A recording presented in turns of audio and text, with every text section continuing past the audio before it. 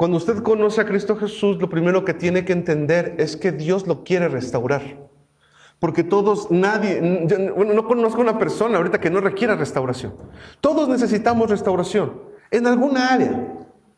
Cada quien sabe cuál es el área donde más le duele, ¿no? ¿Cuál es el área que tiene que ser restaurada? Yo ahorita podría pensar, este hermano se ve que tiene que ser restaurado en una área o en otra, pero yo no sé lo que hay adentro de ti. Solo tú conoces lo que hay adentro de ti. Cuando te lastimó tu mamá o tu papá sin querer, tu tío, tu hermano, tus amigos, el amigo que te dijo, yo nunca te voy a fallar, y de pronto fallan. Dios quiere restaurarnos. Y el mensaje de hoy me encanta porque es el poder restaurador del Evangelio. Porque el Evangelio vino a restaurar. Porque el Evangelio viene respaldado del nombre de Jesucristo. El Evangelio viene respaldado del comportamiento de Jesucristo. Y ¿saben? La gran mayoría de hijos de Dios, me doy cuenta, no todos, y nunca podemos generalizar, ¿verdad? Pero la gran mayoría no logran el crecimiento que esperan porque no han entendido todavía que Jesús les ama. Y aunque lo enseñamos y lo decimos, hay personas que inclusive lo predican, sin embargo no lo viven.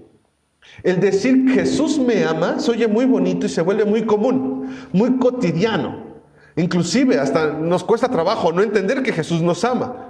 Pero ¿cuándo fue la última vez que sentiste el abrazo de Jesús? ¿Cuándo fue la última vez que sentiste un beso de Dios en tu mejilla que te dice, te amo, hijo mío? Si tú no puedes vivir esa relación, es ahí donde empieza todo el problema. ¿Qué es lo que la primera iglesia los transformó? ¿Qué fue lo que la primera iglesia causó en ellos? El decir, yo no solamente voy a dar dinero, tiempo, sino voy a dar mi propia vida. Le decían a las personas en aquel entonces, solo reniega de Jesucristo, renuncia a tu fe en Jesucristo y vas a ser en este momento liberado. De lo contrario, tu familia va a ser lanzado, y estos son expedientes que inclusive se encuentran, que eran personas que eran lanzadas al circo romano. Nosotros no tenemos el conocimiento de todos los cristianos que murieron, pero murieron muchísimos cristianos. Y con el tiempo eso se ha ido degradando. Cada día damos menos, y de pronto ya llegamos a una insensibilidad espiritual tan grande que preferimos cualquier otra cosa antes que nuestras convicciones. Y entonces, más bien, ya ni siquiera tenemos esas convicciones, ¿no es cierto? Esas convicciones ya cambiaron. Ya no son tus convicciones las de antes. Es que yo antes hubiera dado la vida por Cristo Jesús. Y ahora, si me enojo, ya no quiero cumplir con lo que ya acordé con Dios. Ahora si tengo flojera, y entonces ahí necesitamos entender qué está pasando. Dios busca una restauración en primer lugar de Él hacia ti, para que tú puedas tener una restauración de ti hacia tu prójimo. Otra vez, Dios quiere restaurarte de ese momento en el que te rompieron. Veíamos a una niñita que llegaba con su corazón. Era un corazón el que había dibujado, y su corazón se lo rompen sus amigos. Pero ella dice, no, mis papás, ellos me van a escuchar. Y sus papás, ¿qué? Estás dando lata. ¿Cuántas veces nos ha sucedido? Y de repente ella termina con el corazón roto. Si seguimos en esa inercia, llega un momento en el que el corazón está completamente destrozado, y con todas las personas con las que tratemos, ya llegamos perdón por la comparación, pero a veces lo comparo yo con un puercoespín, con todas las espinas de fuera. A ver, ¿a dónde quieres pasar? ¿Te quieres burlar de mí? De mí nadie me ve la cara, ¿eh? ¿Qué quieres hacer? ¿A dónde quieres llegar? ¿Qué te pasa? Y de pronto ya estamos, y dicen por ahí que la burra no era arisca, sino que los palos la hicieron. O sea que aquí hay muchas personas que saben de qué estamos hablando. ¿No es cierto? Y nos cuesta trabajo. Si tú eres muy noble, como un servidor, vas a ser muy lastimado. Pero si no soy tan noble, no es tan fácil que me lastimen. ¿No es cierto? Y entonces, si soy malo, al contrario, en vez de que me lastimen, yo lastimo. De mí nadie se burla. Y rompemos entonces ese ciclo de restauración. Porque nos volvemos fácilmente ofendibles. ¿Te ha pasado? Que antes no te ofendías tan rápido, pero ahora como yo ya me las... desde el principio, esto se está pasando. Hey, ¿qué te pasa? ¿Dónde vas? ¿Por qué? Ya te ofendes fácilmente. Y antes no me ofendía tan fácil. Pero me han roto. He caminado por la vida y a lo mejor sufrí... Yo no sé si tú sufriste bullying. Yo sufrí mucho bullying unos años y después me lo aprendí también que yo era el que lo hacía, aunque usted no lo cree, yo era el que lo hacía después. Y él me salía tan bien porque lo aprendí. Primero me lo hicieron a mí y después yo lo hice a la gente. Y me doy cuenta que son ciclos. Tú no puedes restaurar a Dios, pero sí puedes restaurar a tu prójimo. Y Dios te restaura a ti para que tú seas esa medicina que hay en el mundo. Dios te restaura a ti para que tú ya no seas tan fácilmente ofendible. Dice la palabra de Dios: amarás al Señor tu Dios con todo tu corazón. Estuve leyendo esto, me encanta estar escudriñando, y cuando encuentro la palabra de corazón, resulta ser que es una palabra que se refiere a voluntad. Amarás al Señor tu Dios con toda tu voluntad. ¿Sabía que también significa esa palabra eso? O sea, con todo tu corazón. Nosotros estamos acostumbrados a decir, te amo con todo mi corazón. Y recuerdo que de niño hasta apretábamos, con todo mi corazón, mucho, mucho te quiero. Entonces, espérame, es más allá de un sentimiento, es una voluntad. Amarás al Señor tu Dios con toda tu voluntad. Imagínate que esa es la misma palabra que se usa para muchas cosas, como amar a tu mujer. Amarás con toda tu voluntad. Amarás a tu mujer con tu voluntad. Sí, es difícil. Es que yo no quiero. ¿Le ha pasado? Que tiene que dar algo que no quiere dar. Y si yo no quiero, pero estás amando con tu voluntad. Es decir, estás renunciando a tu voluntad. Estás renunciando a lo que tú quieres. Amarás al Señor tu Dios con toda tu voluntad. Y ese es un precio alto. Pero es el precio del cristianismo que sana. ¿Sabes por qué? Cuando tú amas a Dios con toda tu voluntad, vas a dejar de hacer lo que quieres hacer para hacer. Esto lo recalco mucho porque vas a empezar a hacer lo que Dios quiere que hagas. Y en ese momento tu vida va a tomar un sabor diferente. Va a tomar un cauce diferente. Amar a Dios con toda tu voluntad, con todos tus sentimientos, porque dice con toda tu alma, con todas tus fuerzas. ¿Cuántas personas fuertes hay aquí?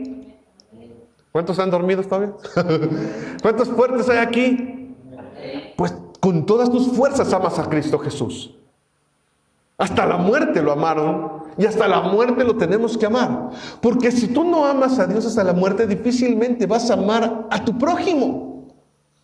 Créeme, la Biblia dice: amarás con toda tu alma, con todas tus fuerzas, con toda tu mente, es decir, con todos tus pensamientos. ¿Cuántas veces nosotros no estamos adorando a Dios con todos nuestros pensamientos? A veces nuestros pensamientos, más que adorarlo, parece ser que lo blasfeman. Y entonces, cuando amas a Dios con todo tu corazón, con toda tu voluntad, que es difícil, y el Señor te dice: ¿sabes qué? Mi voluntad es que tú des mucho fruto, y mi voluntad es que llegues temprano a la iglesia, y mi voluntad es que prediques el evangelio, y mi voluntad es que lleves a una persona a la iglesia, y mi voluntad es que abras tu casa para que la gente me conozca, y esa es mi voluntad. Y cuando tú le dices al Señor: yo te amo con todo mi corazón, pero a la mitad, porque no te puedo amar con toda mi voluntad, porque mi sala se ensucia, porque no tengo tiempo, porque cuando yo lo doy a la gente abusa. ¿Le ha pasado o soy el único que lo ha vivido? Necesito oración tremenda, porque a mí me ha pasado que la gente abusa, y no una vez, muchas veces. Pero cuando tú amas a Dios con todas tus fuerzas, estás contento porque estás recibiendo de Él esa restauración que te lleva a amarlo. Esa restauración que dice: Señor, wow, ya entendí que tú eres bello, ya entendí que tú eres hermoso. Y te dice: ok, ahora a tu prójimo como a ti mismo. O sea, ya recibiste restauración, ahora restaura a tu prójimo. ¿Cuántos tienen que restaurar a sus prójimos? Cuando esto el Señor Jesús lo dijo, hubo gente que le dijo: a ver, espérame tantito. Porque la naturaleza de Dios en tu vida es restaurar, es reparar. ¿Cuántas áreas de tu vida tienen que ser restauradas? ¿Cuántas áreas de tu vida tienen que ser reparadas? Los podemos ver en una gama tremenda. ¿Economía? ¿Emocionalmente? ¿Socialmente? Yo no lo sé. ¿Físicamente? ¿Tienes que ser reparado? Yo le digo: Señor, gracias por tu poder restaurador. Si no, créanme, yo le digo a la gente que hoy estaría 3 veces muerto si no fuera por el poder restaurador de Cristo Jesús. Y entonces, en una ocasión, platicaba Jesús con los fariseos, que casi siempre esa platicaba discutían, ¿no es cierto? Y eran expertos de la ley. El equivalente hoy a los pastores, el equivalente hoy a los sacerdotes, el equivalente hoy al que más al recién egresado del instituto bíblico. Con ellos discutía, porque ellos sentían que conocían todo de la Biblia. Me sé las ordenanzas. Bajaban la Biblia a ordenanzas. La Biblia son ordenanzas. Y dése cuenta que hasta hoy la gente percibe hacia Dios. ¿Qué es Dios? ¿Por qué no vas a la iglesia? Yo voy a ir a la iglesia cuando ya no haga. Así te dicen. Cuando ya me porte bien. O sea, todos son ordenanzas. Se nos olvida que más que ordenanzas, estar con Dios es una relación con Él. Y todos lo bajan a eso. ¿Te sientes mal cuando no obedeces a Dios? ¿Soy el único que no lo obedece? Si no, yo soy muy desobediente, créeme. Yo desobedezco a Dios y no lo digo con alegría. Sé que hay muchas áreas de mi vida donde tengo que trabajar para obedecer a Dios. Pero ¿por qué me siento más mal cuando desobedezco a Dios que cuando dejo de amarlo? Cuando Él vino a restaurar la relación, más que las reglas. Es más, las reglas no es que ya no las haya puesto, pero las reglas Él mismo dijo, no, mijo, estás muy verde, no vas a cumplirlas. La paga del pecado es muerte, tú ya te mereces morir, hijo mío. Todavía no éramos sus hijos, ¿verdad? Pero Él dice, mejor voy a morir por ti, porque tú no tienes la capacidad de obedecer. ¿Qué te parece si tenemos una relación de amor, en vez de reglas? ¿Qué te parece si dejamos de pelear por lo que vas a hacer o no vas a hacer y empezamos a amarnos? Sí, Señor, reciba a Jesús como mi Señor y Salvador. Y 5 minutos después volvemos a reducir el evangelio a reglas. ¿Qué trabajo te cuesta entender que después de que pecaste, Dios te sigue amando? ¿No es cierto? Después de pecar, te sientes con ganas de orar. ¿Qué sientes? Culpa. Y no hablemos de la alabanza. Hoy no estoy listo para alabar, no estoy listo para cantar. Eso no es Dios. Eso eres tú rechazándote. Dios ya sabía que tú no podías cumplir. Y esto no es un semáforo verde para pasarte todos los años. Sí, qué padre. No, pues entonces Dios sabe que no puedo. Pues al fin ya nos conoce, hasta que nos entendemos, Señor. Dios te entiende y te ama y sabe que no vas a poder. Tan sabe que no vas a poder que tuvo que mandar a Jesús por ti. Pero la restauración de Dios es: yo te amo, entiende, yo te amo, no importa lo que hagas. ¿Eso ya lo entendimos? ¿Sí? ¿Y por qué pones esa cara? ¿Tan feo es recibir el amor de Dios? ¿No es algo para que nos alegremos? ¿No es algo para lo que te goces? ¿Sabes por qué es algo para lo que te goces? Porque si no fuera por eso, tú, al cometer el mínimo error y morir, te irías al infierno. Es más, ¿sabe cuánta gente que maneja en nuestras calles ya se ha ido al infierno? Después de que le dijo tantas letanías a tanta gente, su camioneta se fue al barranco y murieron. Y el Señor, uy, qué lástima, hijo, ibas tan bien. Predicaste, cantaste, alabaste, me pediste perdón, pero le dijiste cosas de su mamá al señor del taxi antes de morir. Te vas al infierno. ¿Será así? Por supuesto que no. Pero ¿qué sucede cuando tu corazón no se restaura? ¿Qué sucede cuando lo único que estás haciendo, no sé si te pasa, pero de repente estás segregando puro enojo, puro rencor, pura molestia? Te comparas con los demás. ¿Por qué él sí y yo no? ¿Por qué tu felicidad depende de lo que haga un tercero? Y sí depende de lo que haga un tercero, porque tú ibas muy contento hasta que se te cerró ese carro. Te está diciendo Jesús, yo quiero que tu felicidad provenga de mí. Así cuando te hagan groserías, tú estés bien. Así cuando tu esposa te hable mal, tú sigues bien. Así cuando tu esposo te hable mal, porque tú dependes de mí, ya no dependes de ellos. Yo quiero restaurar tu vida. Y entonces se presenta Jesús con los fariseos, y vamos a leer en Lucas capítulo 11, versículo 25, que dice, en eso se presentó un experto en la ley para poner a prueba a Jesús. Para poner a prueba a Jesús. ¿Sabes cuánta gente hoy en día quiere poner a Jesús a prueba? Pregunta, hoy ¿cómo le hace la gente para poner a Jesús a prueba? Porque la gente sigue poniendo a prueba a Jesús. Esa es la naturaleza del mundo. Lo condiciona. Yo veo mucha gente.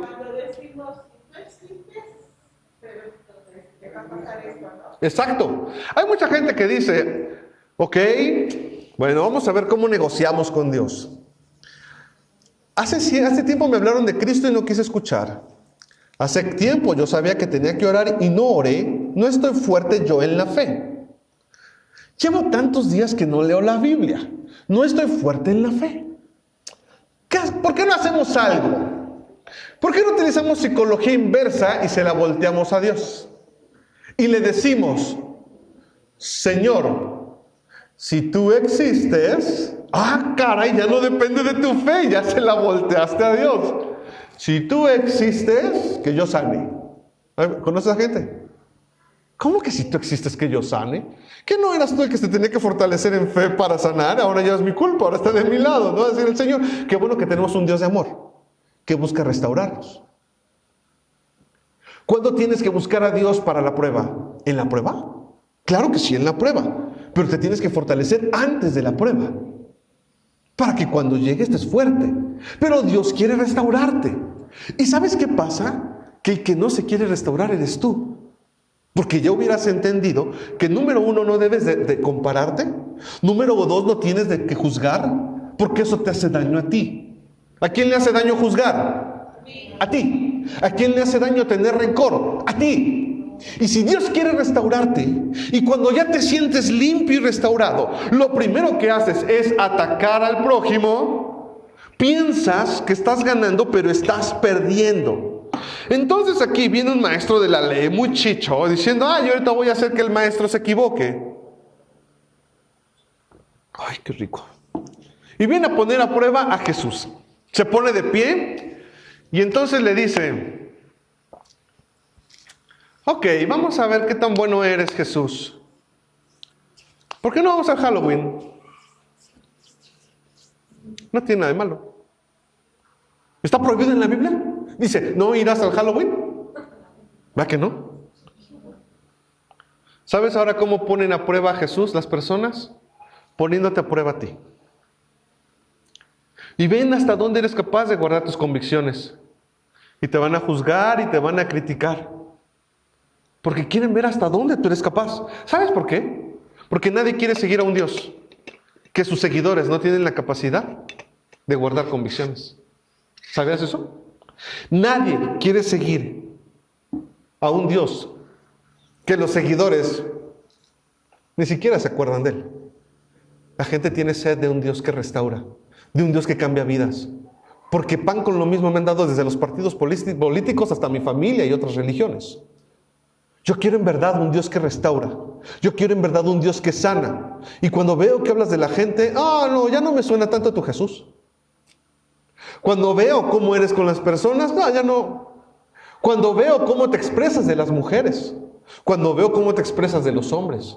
Entonces hemos perdido ese poder de restauración. Jesucristo lo que hizo fue pasar su poder de restauración a tu vida para que tú lo pases a la gente.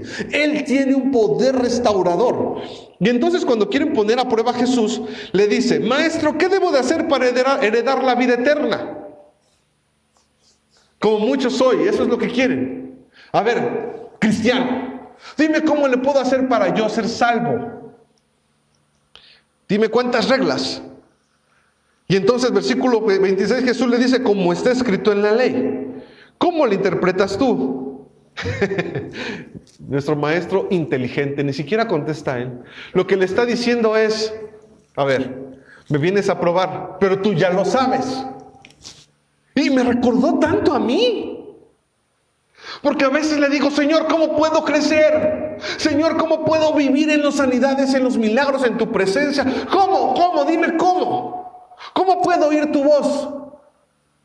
Y de repente escucho a Jesús diciéndome, pues como dice mi palabra, ¿cómo crees que debe de ser? ¿Cuántos aquí quieren escuchar la voz de Dios? ¿Cuántos aquí quieren tener sanidades y milagros en su vida?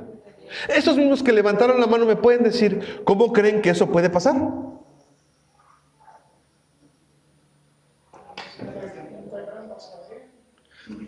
Estando con Él, ¿qué más? Con oración, ¿qué más? Lectura de la palabra, ¿qué más? ¿Hemos dicho algo que no les han dicho antes?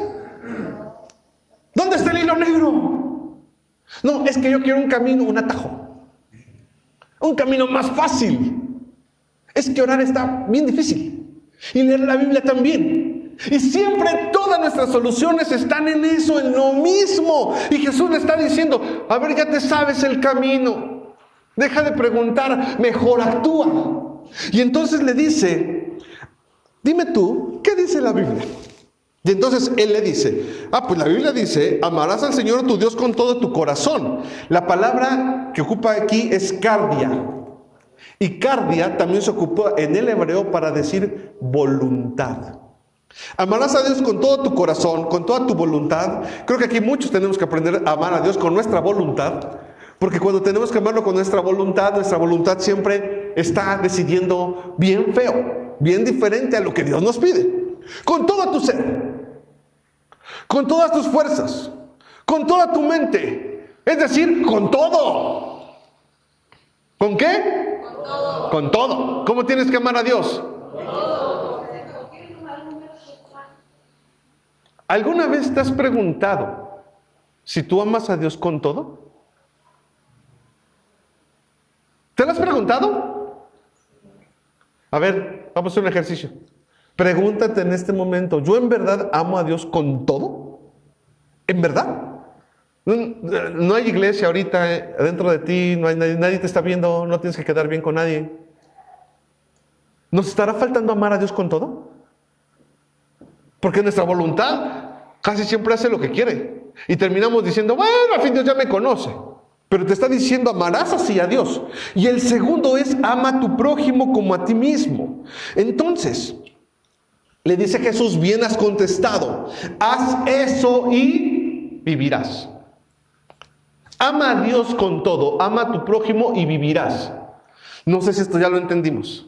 Ama a Dios con todo. Ama a tu prójimo y vivirás. ¿Qué consecuencias tiene que no ames a tu prójimo? Que vas a morir. En esta tierra vas a morir rápido. No te conviene sembrar enemigos. La muerte que aquí nos está hablando en la palabra de Dios es separación.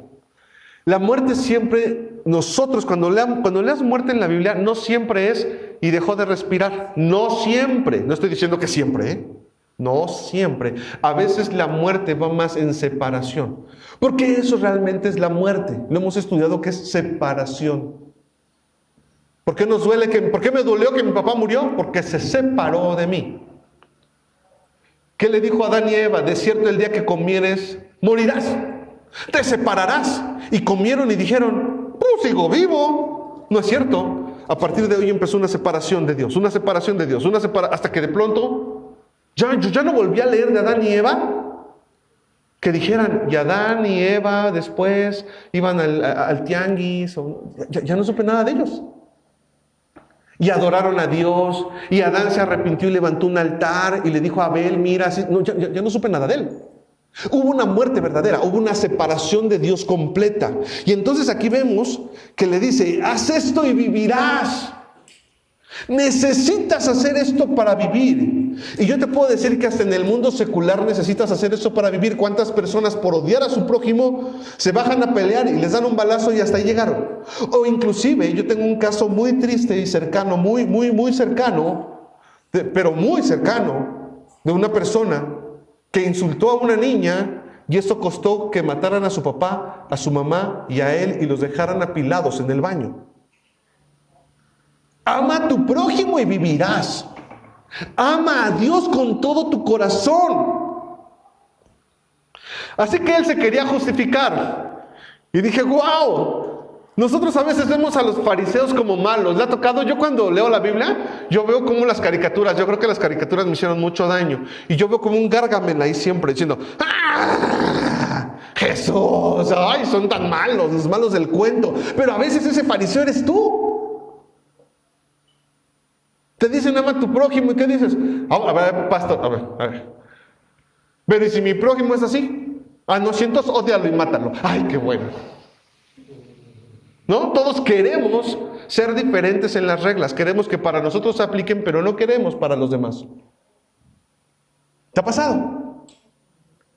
¿Alguien en la escuela te lastimó alguna vez? A mí sí. A él tenías que amarlo. Qué difícil. Amar al necesitado. Ayudar al necesitado. Practica ayudar. Escucha lo que te voy a decir. Siempre hay un más necesitado que tú. Siempre. Otra vez te lo voy a decir. Siempre hay una persona más necesitada que tú.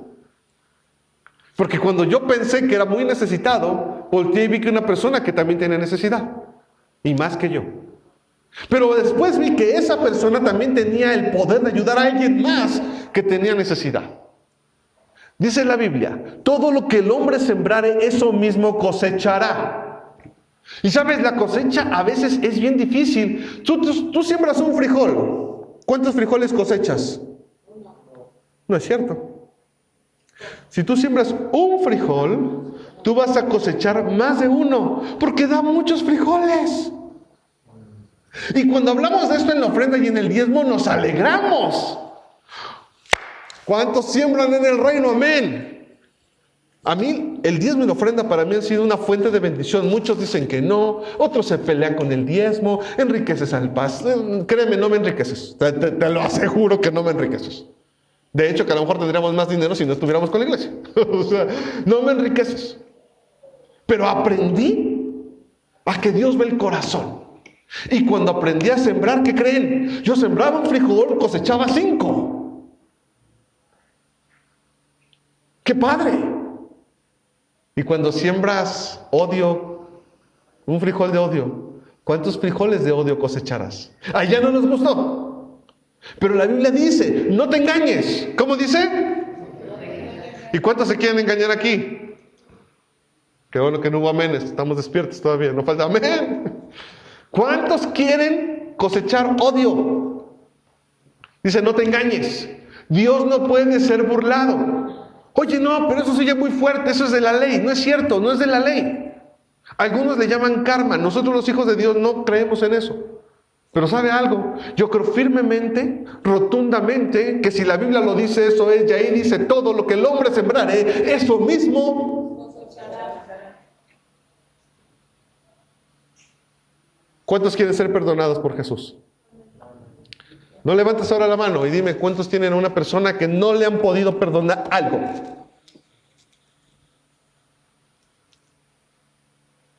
Lo que el hombre sembrar, eso mismo cosechará. Y la palabra de Dios dice que el fariseo le dice, no, Señor, ¿cómo crees? Entonces le dice, ¿y quién es mi prójimo? Un maestro de la ley no sabe quién es su prójimo. ¿Puedes creerlo? Me recuerda un montón a mi espejo. El que vive ahí siempre dice lo mismo. Ay, sí, no, ¿y quién es mi prójimo? Porque ese no. Y ahora le dice Jesús, dice, pero él queriendo justificarse, le dijo, ¿y quién es mi prójimo? Respondió Jesús diciendo, voy a decirte quién es tu prójimo. Un hombre descendía a Jerusalén. Si estaba en Jerusalén, entonces era judío. Porque en Jerusalén vivían los judíos. Es como si dijeran, bueno, es lo que se puede interpretar. No se puede asegurar. Porque inclusive aquí en México puede ser un chino, ¿va? Pero bueno, ahí hablaba de una persona que vivía en Jerusalén, o que estaba en Jerusalén, de Jerusalén a Jericó. Ahora, les voy a dar una nota. Los samaritanos odiaban a los judíos. aunque venían de la misma línea. ¿Sabía usted que el samaritano y el judío vienen de la misma línea de Israel? ¿Saben cuándo se separan ellos? En la división del reino de Israel. Ahí se separa el samaritano y el judío. ¿Se acuerdan que Israel se divide en el reino del norte y el reino del sur? Si no se acuerda, lea la Biblia, ahí viene. Se divide en el reino del norte y el reino del sur. Entonces hay dos reinos. Y de pronto, de los judíos continúa el extirpe de David y demás, pero hay una parte con Jeroboam en donde empiezan a levantar dioses, Acera y demás, y cuando ellos están adorando, de pronto ahí se pierden, ahí vienen los samaritanos. Habla la Biblia que el monte de Samaria es donde inicia esa tribu. Entonces ahí se separan, no esa tribu, ese pueblo. Ahí se separan los samaritanos y empiezan a pelear contra el judío. Y entonces el samaritano decía, aunque yo soy samaritano, Dios está conmigo porque soy del pueblo. Y yo tengo más conocimiento de Dios que tú. Y decía el judío, no es cierto, yo tengo más conocimiento. Es ahí donde se separa el samaritano y el judío. Entonces dice, venía de Jerusalén a Jericó. El samaritano no quería pasar por Jericó, ¿sabía eso? El samaritano rodeaba Jericó o rodeaba para llegar a un lugar. No atravesaban una tierra judía. Y entonces, por eso dice, descendía de Jerusalén a Jericó un hombre. Así como si ahorita te dijeran, una persona con una Biblia abajo del brazo diciendo que amaba a Dios iba bajando del metro Chabacano. ¿Qué será? Pues a lo mejor un cristiano, a lo mejor no. No lo sabemos. Pero aquí dice que bajaba de Jerusalén a Jericó y cayó en manos de ladrones, a los que lo despojaron e hiriéndole se fueron y lo dejaron medio muerto. Y aconteció que descendiendo un sacerdote, lo podemos poner en palabras de hoy, ¿qué le parece? Y entonces, pasando por el metro Chabacano, el pastor Fer,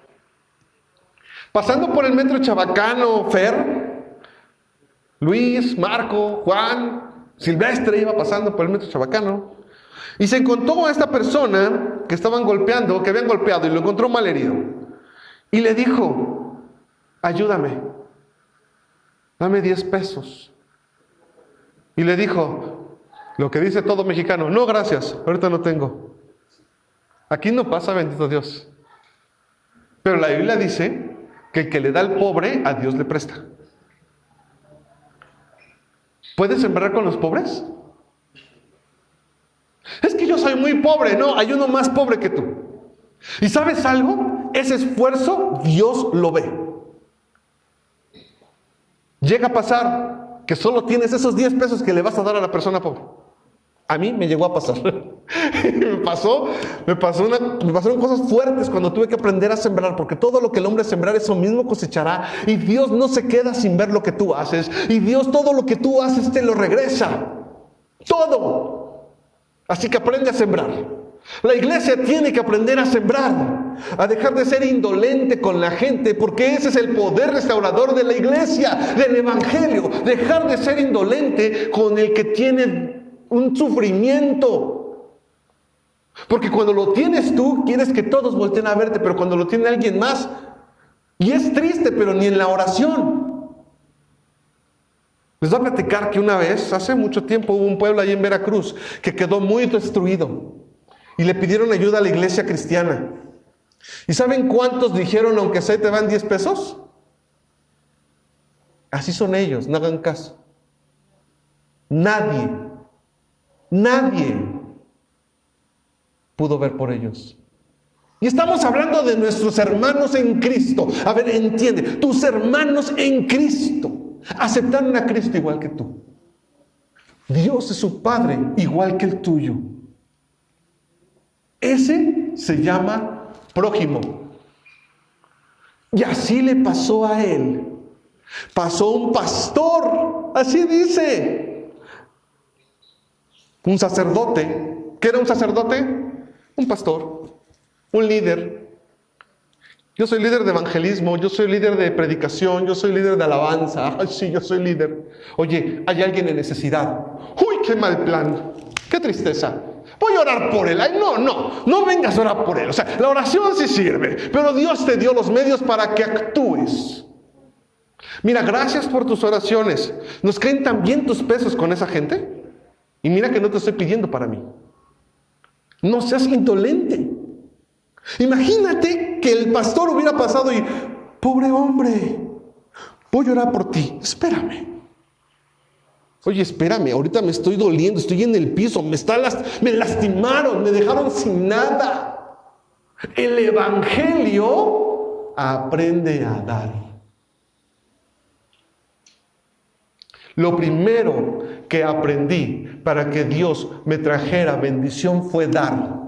Y si yo no aprendía a dar, Dios no iba a pasar de ese nivel. Y fue bien difícil. Y yo hoy entiendo a la mayoría de cristianos que no quieren dar y ponen todos los pretextos. Me acuerdo tanto, se los he platicado, que yo no tenía ni para los pasajes ese día. Pero ese día era el Día de las Madres, no era el cumpleaños de mi mamá. Y yo no tenía un regalo para ella. Y para colmo, lo poquito que no me quería gastar para su regalo, porque pensé saliendo del instituto, no sé a dónde voy a ir, pero tengo que comprarle un regalo, aunque sea una rosa le quiero llevar a mi mamá. Porque al estar en el instituto bíblico yo no tenía forma de generar dinero. Y recuerdo tan bien que sentí dar lo que tenía a una persona que dije, no, Dios. Inmediatamente lo que dije fue, esa es mi carne que me está hablando.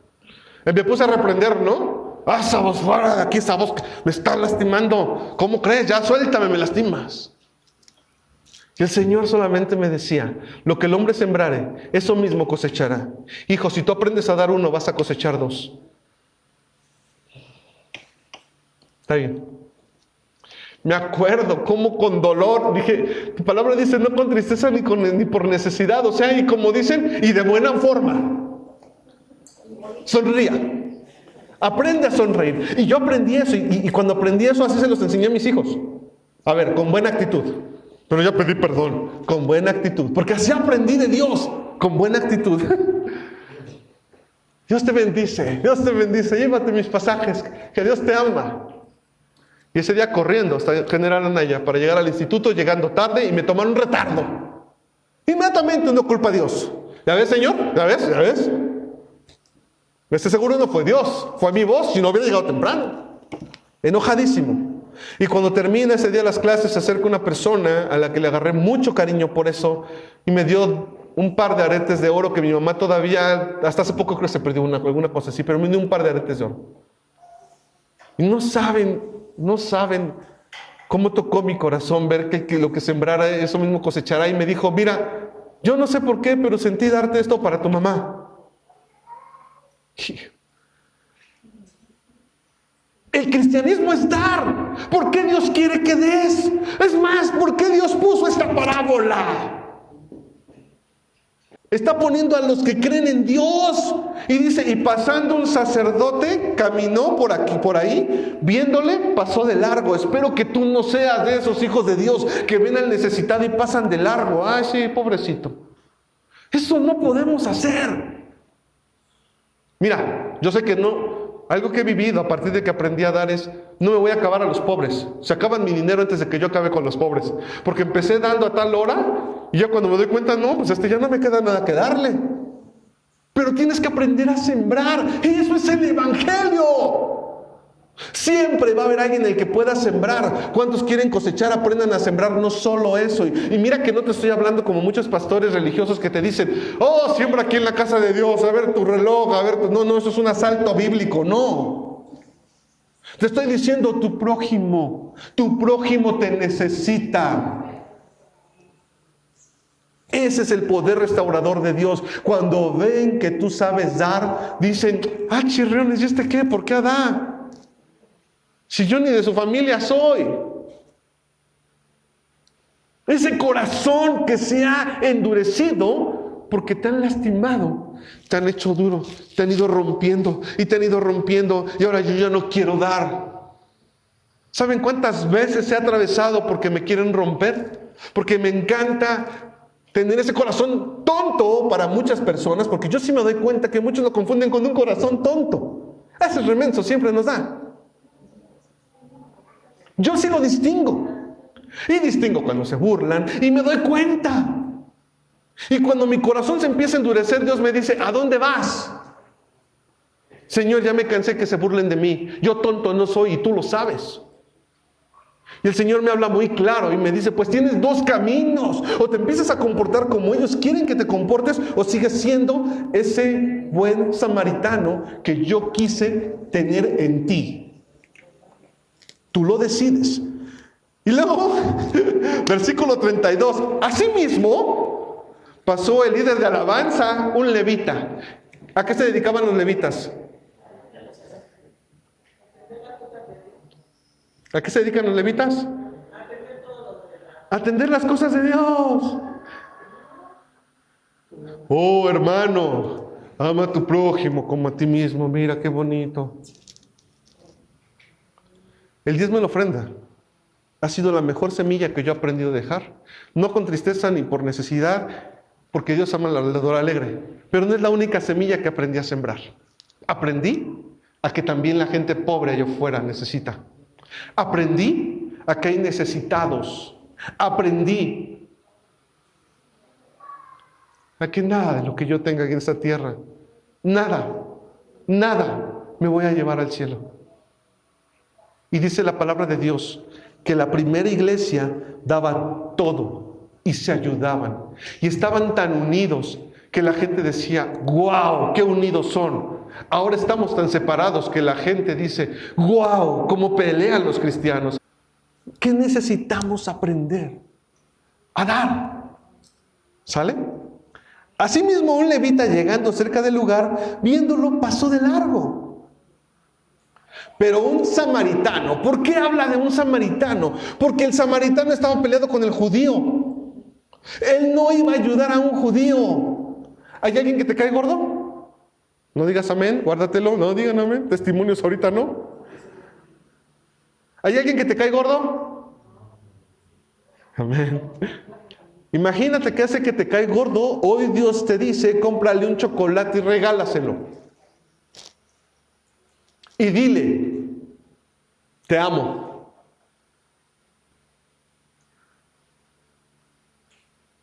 Todo ese proceso lo viví antes de servir a Dios. Y no fue fácil.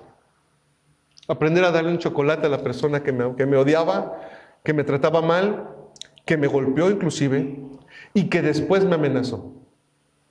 Y que era cristiano y que fue a la iglesia. Y también en la iglesia hay, aunque no lo crea. Y a ese Dios me dijo, porque yo le dije, Señor, tú eres el que hace justicia, ya sabes, ¿no? Luego ahí, como echándole a Dios a la gente, pues se le quite. Señor, tú viste lo que me hicieron, tú eres justo. Sí, yo soy justo. Regálale un chocolate, porque eso fue lo que yo hice contigo. Después de todo lo que hiciste, yo te di mi vida. Dale un chocolate. Señor, yo hablo contigo para que me refuerces, no para que me castigues. Y tuve que ir a comprar uno. Y ahí mi corazón sanó. Cuando aprendí a darle a esa persona, mi corazón sanó. Y entonces nos damos cuenta que dice que iba por el camino el samaritano y viéndole. El primer paso para que tú puedas ayudar a la gente es ver. ¿Tú puedes ver a la gente y no ver la necesidad? ¿O puedes ver a la gente y darte cuenta que hay necesidad? Dice la palabra de Dios, cuando una persona dijo, ¿pero a quién le vamos a predicar? ¿Te ha pasado? ¿A quién le predico? No sé. Y Jesús les dijo, alza tus ojos y mira, la cosecha está lista. Nos hemos hecho indolentes y no queremos ver. Y no queremos ver al necesitado. Dios te restauró a ti, pero te cuesta trabajo restaurar al demás. Dios te comprende a ti, pero te cuesta trabajo comprender a los demás.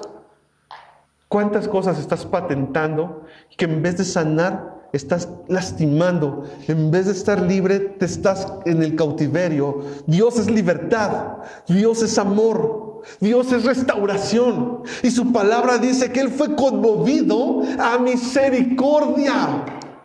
¿Sabes qué sucede? Que tú ya no eres movido a misericordia, por eso ya has perdido ese poder sanador del Evangelio que tus manos van a llevar por el prójimo. Si de tus manos quieres que salga sanidad, que salga primero 10 pesos para el que está ahí en la calle y sanas su economía. Créeme, tus 10 pesos no le van a dar mucho, pero tú vas a quedar bien con Dios. No lo hagas para el ojo humano. Dios te está viendo. Él está viendo tu corazón. ¿Dónde quedó el evangelio restaurador? El que sabe dar su tiempo. ¿Saben qué pasó con este hombre? Acercándose, vendó sus heridas. Yo no sé si en ese entonces las vendas eran gratis o se quitó una playera y la rompió. Yo no lo sé. Pero sacó de sus recursos para sanar a un hombre. De sus recursos para sanar a una persona. Estás restaurando gente. Esos sí son hijos de Dios, los que se parecen a papá. Porque papá se la pasa restaurando gente. Conmigo lleva 45 años y no hemos acabado. Lleva a cumplir mi Señor restaurándome 46 años y no hemos acabado. Y Él es paciente. Y Él me tiene paciencia y Él me ama. Porque el amor fluye primero hacia mí y después de mí hacia el prójimo. ¿Tú cómo vas? ¿Ya te cansaste de predicar? Porque la gente no oye. Vendó sus heridas y les echó aceite y vino. Y poniéndole en su cabalgadura lo llevó al mesón y cuidó de él.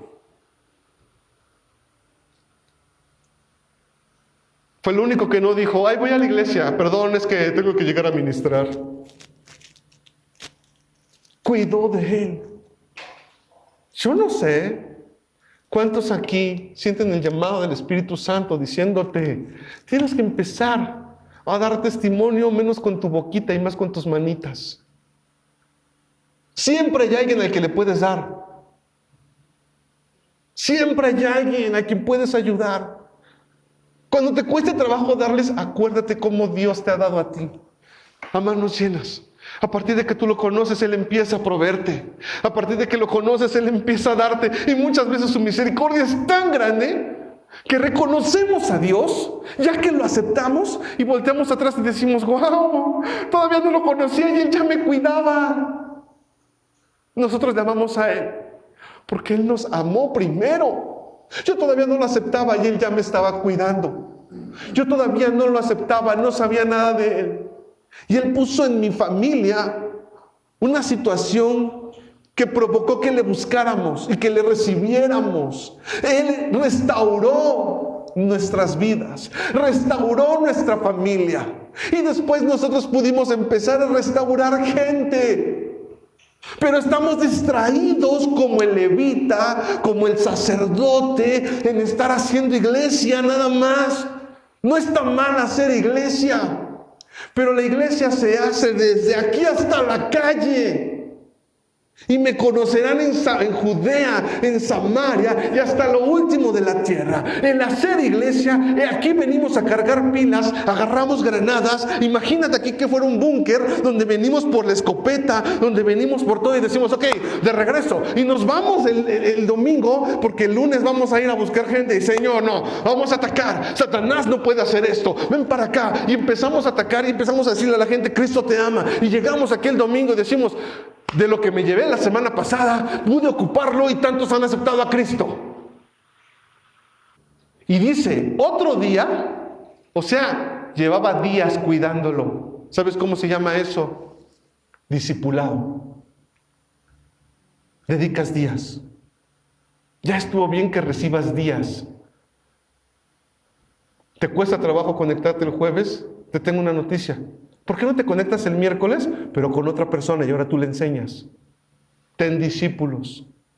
Jesucristo nos dijo, vayan por todo el mundo y hagan discípulos, pero solamente si son pastores. Las ovejas están de vacaciones, eso dijo. ¿A quién le dio la orden de ser discípulos? ¿Me tienes que pedir permiso a mí para tener un discípulo? No. ¿Por qué? Porque lo dice la Biblia. Y si lo dice la Biblia, es necesario obedecer primero a Dios que a los hombres. O sea, creo que nuestra vida cristiana ha llegado a la mitad. Ya recibimos, ya nos formaron, o nos deformaron, no sé cómo nos ha ido el cristianismo, pero bueno. Ya tenemos una formación, ahora tienes que ir a dar.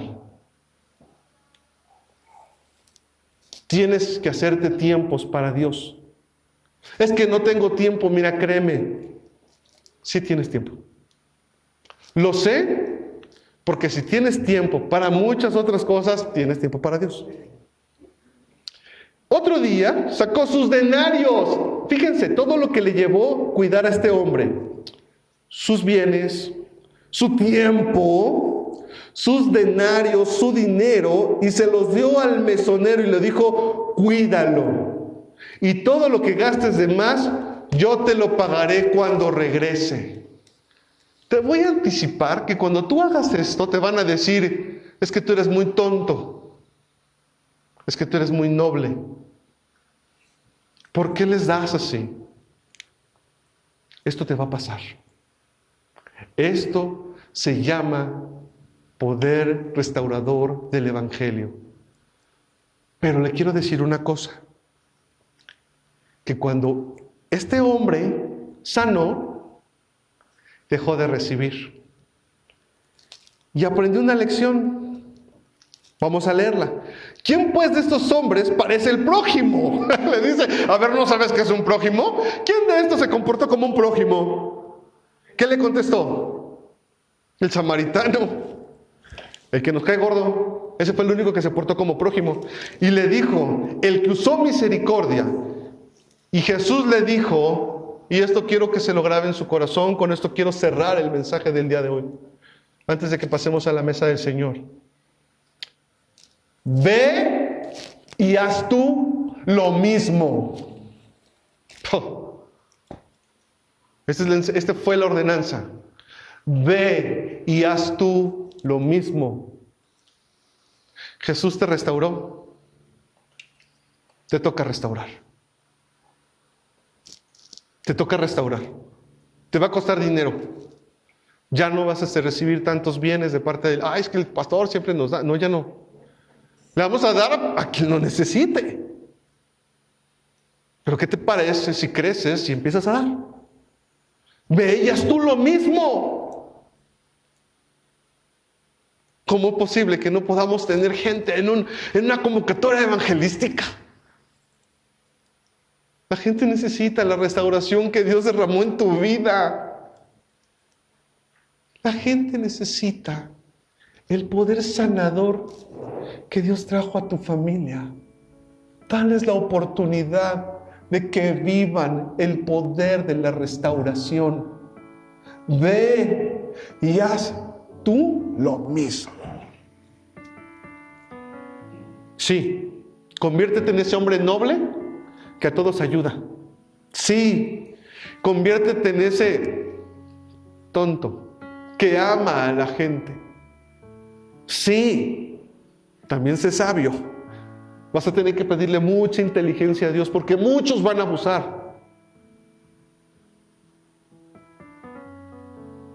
Pero Dios te dice, ve y haz tú lo mismo. Y cierro con esto. Un hombre tenía 2 hijos, ¿se acuerda?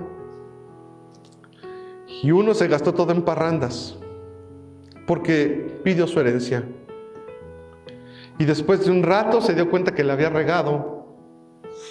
Y regresó con su padre diciéndole, la he regado, bien feo. Y Dios le dijo, porque aquí vemos que el padre es el símbolo de Dios. Versículo 18 dice, me levantaré e iré a mi padre y le diré, Padre, he pecado contra el cielo y contra ti. He fallado, me gasté todos mis bienes. Ya no soy digno de ser llamado tu hijo, hazme como tus trabajadores.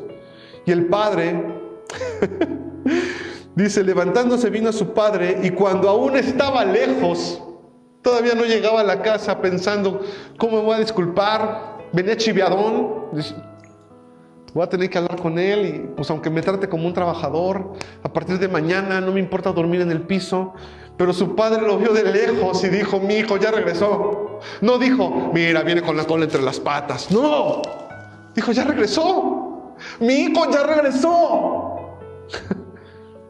Y dice que fue movido a misericordia y corrió y se echó a su cuello y lo besó. Y en ese momento el hijo empezó a dar todo el speech que había practicado.